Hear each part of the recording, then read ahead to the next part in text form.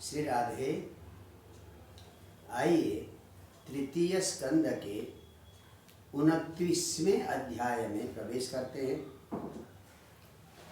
इस अध्याय में कपिल भगवान ने भक्ति की 4 विधाएं बताई। माने सात्विक भक्ति, रजोगुणी भक्ति, तमोगुणी भक्ति और निर्गुण भक्ति। आप देखें जरा 8वां श्लोक।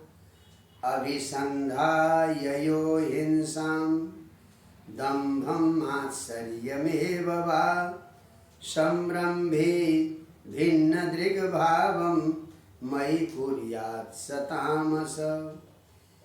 अभिसंधाय हिंसाम, किसी का नुकसान करने के लिए, किसी को मारने के लिए, या दंभम, अपने अहंकार को पुष्ट करने के लिए, या मात्सर्यम, दूसरे की उन्नति से चिढ़कर, या तो किसी का अहित करने के लिए, अपने अभिमान को पुष्ट करने के लिए, या दूसरे की उन्नति से चिढ़कर संभ्रमी गुस्से में भिन्न दृग्भावम, भेद बुद्धि रखते हुए जो मुझ में भाव रखता है, वो तमोगुणी भक्ति है। क्योंकि वो भगवत प्राप्ति लक्ष्य नहीं है।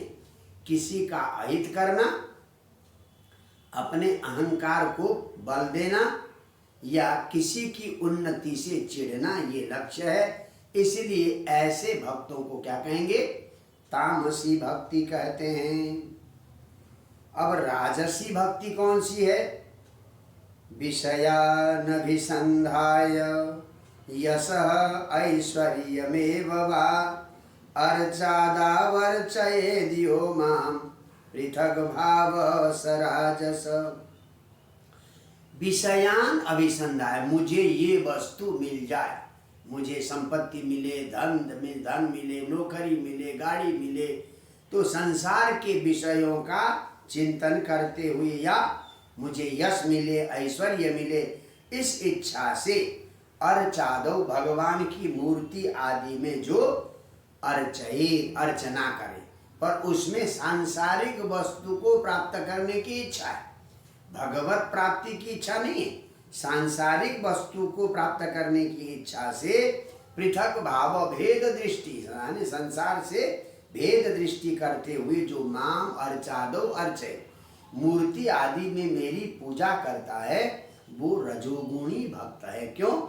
उसे संसार की वस्तुएं, संसार का यश, संसार का नाम, सांसारिक ऐश्वर्य चाहिए, तो वो, या परलोक में स्वर्ग आदि की कामना है, सकाम भाव से अगर अर्चना करता है, मुझे स्वर्ग आदि मिले, तो वो भी रजोगुणी भक्ति है। अब सात्विक भक्ति कौन सी है? देखिए,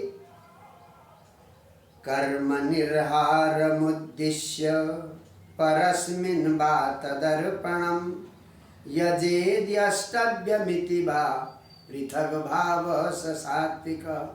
कर्म निर्हार, किसी तरह से मेरे सारे कुकर्म और सत्कर्म नष्ट हो जाए, कर्म को क्षय करने के लिए भक्ति करे, और जो भक्ति किया, जो कर्म किया, वो तदर्पणम, भगवान को तत्सत श्री कृष्णार्पणमस्तु, अपने इष्ट देव को कर्म करने के बाद अर्पण करे। यष्टव्यम इति, हमें पूजा करनी चाहिए, इसलिए पूजा करें, किसी वस्तु की कामना से नहीं, पूजा करनी चाहिए। इस प्रकार से जो पूजा करे वो सात्विक भक्त है। अच्छा साहब, और निर्गुण भक्त कौन सा है? अहेतु क्या व्यवहिता यास भक्ति पुरुषोत्तमे। तो जो अहेतु की अव्यवहिता, अहेतु की कहते हैं किसी वस्तु या किसी फल की कामना से रही, न हेतु इति अहेतु की, किसी वस्तु की कामना, किसी ऐश्वर्य की कामना, किसी स्वर्ग की कामना, किसी का अहित की कामना, कुछ किए बिना भक्ति कैसी हो? अव्यवहिता, कभी भी भक्ति में व्यवधान ना आए, भक्ति में रुकावट ना आए, कोई इच्छा नहीं बिना इच्छा के, बिना रोके, जो पुरुषोत्तम या भक्ति, पुरुषोत्तम भगवान में जो भक्ति है उसको कहते हैं सात्विक भक्ति। सात्विक भक्त की क्या विशेषता है? भगवान कहते हैं 4 प्रकार की मुक्ति देने पर भी सात्विक भक्त मुक्ति को भी महत्व नहीं देता। भगवान कह रहे हैं 13वें श्लोक में, सालोक्य साष्टि सामीप्य सारूप्यैकत्वमप्युत दीयमानं न गृह्णन्ति बिना मत्सेवनं जना। सालोक्य का अर्थ है भगवान के लोक को दे देना, भगवान के लोक में पहुंचा देना, जैसे गोलोक में, साकेत लोक में, वैकुंठ लोक में। साष्टी कहते जो ऐश्वर्य भगवान का है वही ऐश्वर्य भक्त को देना, ये साष्टी है। सामीप्य नित्य भगवान के समीप रहने का, प्राप्त रहने का अवसर देना। और सारूप्य जैसा भगवान का रूप है वैसा ही रूप देना, या एकत्व भगवान में ही जाकर मिल जाना। तो कितने हो गए? Number 1 सारूप्य, number 2 Sashti, number 3 सामीप्य, number 4 सारूप्य और नंबर 5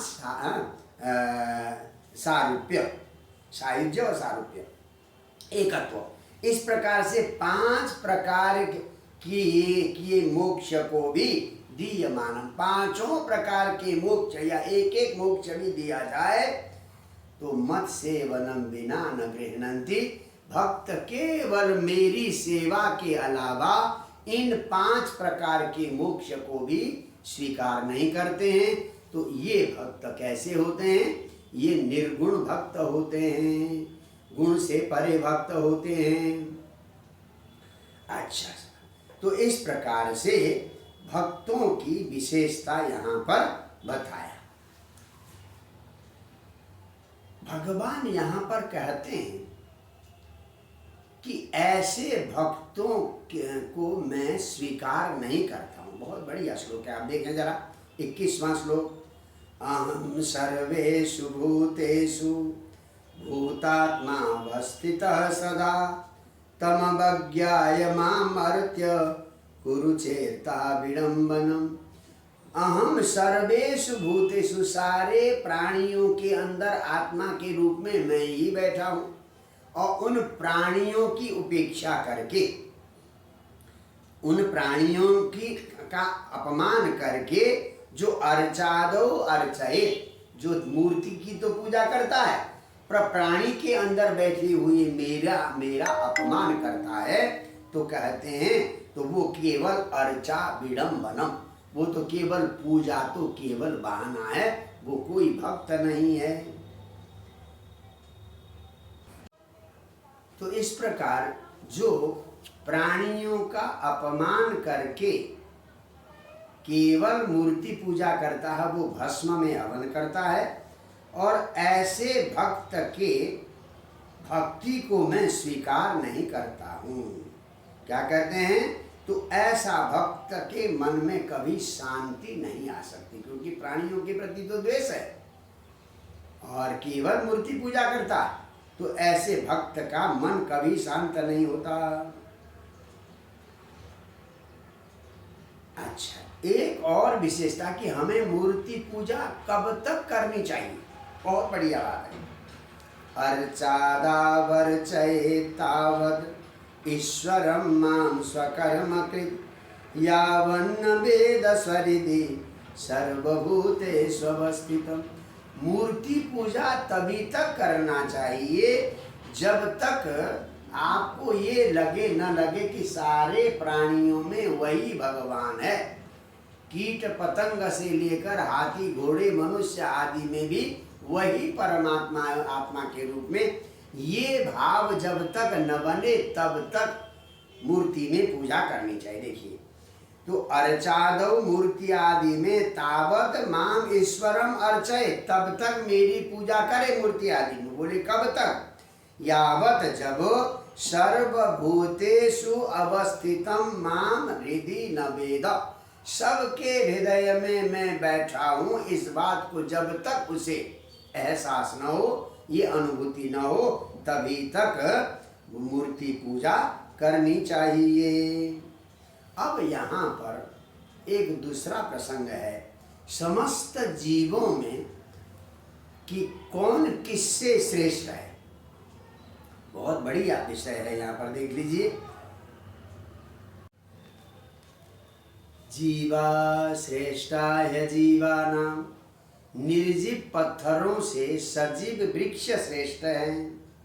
और जो क्योंकि उनमें प्राण होता है वृक्षों में, उनमें भी जो चित्त वाले हैं वो श्रेष्ठ है, और जिनमें इंद्रियां होती है वो उनसे श्रेष्ठ हैं।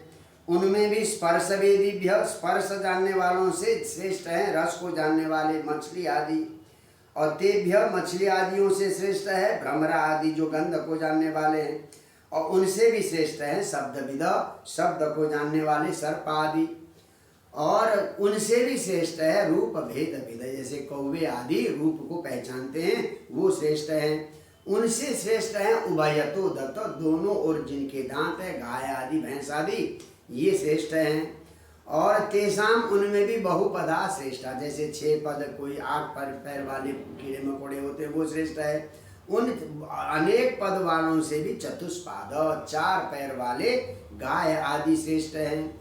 उन 4 पैर वालों से भी द्विपाद, 2 पैर वाला कौन है, मनुष्य श्रेष्ठ है। मनुष्यों में भी वर्णा, ब्राह्मण क्षत्रिय वैश्य शूद्र, ये 4 वर्ण श्रेष्ठ हैं। इन चारों वर्णों में भी ब्राह्मण उत्तम, ब्राह्मण उत्तम है। ब्राह्मणों में भी कौन सा उत्तम है, वेदज्ञ, जो वेद को जानता हो। और वेदज्ञ ब्राह्मणों में भी क्या है, अर्थज्ञ, अर्थ को जानने वाला हो। अर्थ जानने वालों में भी जो संदेह को दूर करे और धर्म का दोहन न करे, धर्म के नाम पर अपनी आजीविका न चलाए, ऐसे लोग श्रेष्ठ होते हैं। इसलिए श्रेष्ठ जीव को ज्यादा महत्व जीता दिया जाता है। वैसे तो सारे जीवों के अंदर भगवान आत्मा के रूप में रहते हैं, पर श्रेष्ठ जीवों को ज्यादा महत्व देने का यही कारण है। जय जय श्री राधे।